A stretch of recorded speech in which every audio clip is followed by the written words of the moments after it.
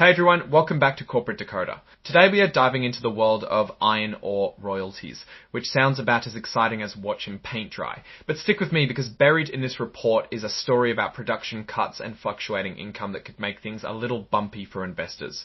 This report tells us how much money Mesabi Trust made from iron ore shipments. Royalties, which are basically payments for using land to extract resources, can swing wildly based on production levels and sales prices. A decrease in shipments means less money coming in, directly affecting those who have invested.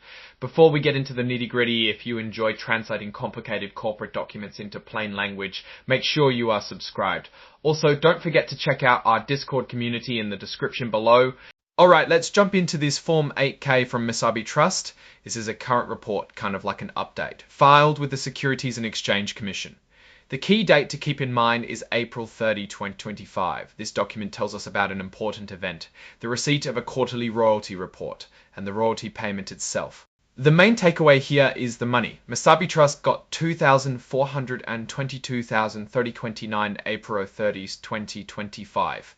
These royalties come from iron ore shipments out of Silver Bay, Minnesota, managed by North Shore Mining Company, which is owned by Cleveland-Cliffs. So, Cliffs is paying Mesabi Trust for the iron ore taken from the land.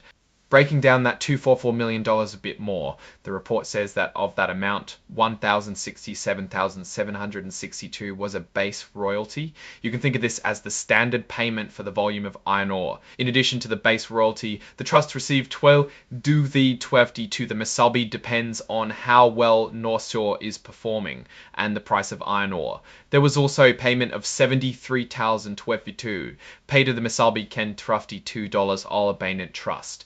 Now here's where things get interesting. In the first 3 months of 2025, Cliffs credited Mesabi Trust with 457,728 tons of iron ore shipped.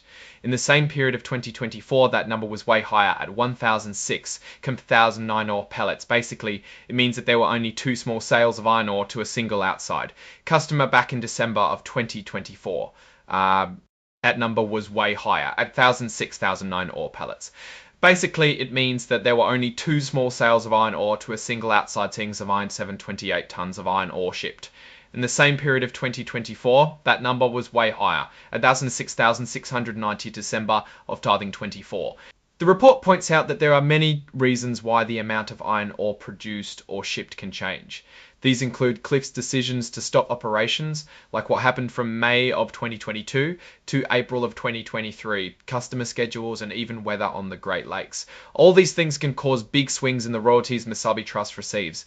Because of these factors, what Mesabi Trust earns in one quarter isn't necessarily a reliable prediction of what it will earn in the future. This also means that the distributions, which is the money paid to the unit holders, those who own units of the trust, can vary a lot too. Moving on, the report also mentions that Mesabi Trust's annual report on Form 10K for the year ended January 31, 2025 was filed with the SEC on April 24, 2025. This annual report includes the audited financial statements, which is a detailed look at the trust finances. If you want a hard copy, you can request it from Deutsche Bank Trust Company Americas. You can also find it online by going to Mesabi Trust's website and clicking on the EDGAR filings or SEC link. Now let's talk about forward-looking statements. This report includes some predictions about iron ore pellet production, pricing, shipments, and royalties. But it also comes with a warning. These statements are protected under the Private Securities Litigation Reform Act of 1995, which means that the trust is trying to be careful about potential lawsuits if things don't go as planned. The report warns that actual results could be very different from what they expect. Many things could cause this, including problems in the economy, war, terrorism, tariffs, changing demand for steel and iron ore, decisions by mining companies to cut back or stop production, environmental issues, and difficulties getting permits. If Cliffs decides to cut back or stop North Shore operations, the royalties Mesabi Trust receives could be severely affected. This in turn could reduce the money available for distribution to ENEAF holders and also lower the trust's market price. Finally, we have the exhibits. Exhibit 99.1 is a press release dated May 2, 2025, and Exhibit 4 is the cover page interactive data file. Oh, what's the big picture here? Mesabi Trust is facing some challenges. The decrease in iron ore shipments is a major concern. The fact that shipments were more than halved compared to the previous year means that their income took a hit, and this will likely affect the distributions to owner-holders. This uncertainty makes it harder for investors to rely on past performance when making decisions about the trust. The dependence on Cliff's operations and the many factors that can disrupt production make this a risky investment. However, it's not all bad news. The base and bonus royalty structure means that the trust can benefit from higher iron ore prices and good performance by North Shore when those things happen. And the trust is taking steps to be transparent by providing access to its financial reports and warning about the risks involved. Overall, Mesabi Trust seems to be navigating a tough situation in a volatile industry, but you should proceed with caution and be aware of the risk. Keep an eye on those production numbers and external factors because they are key to understanding where this trust is headed. Alright, that's our breakdown of Mesabi Trust's latest filing.